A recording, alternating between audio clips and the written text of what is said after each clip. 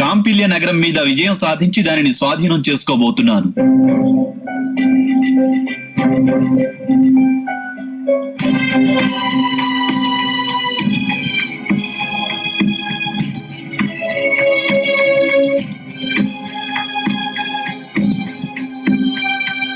నీవు ఒంటరిగా యుద్ధం చేస్తావా? ఒంటరిగా ఎవరైనా యుద్ధం ఎలా చేయగలరు?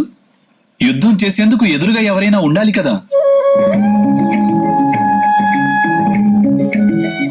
నేను కాంపిల్య రాజు ద్రుపదునితోనూ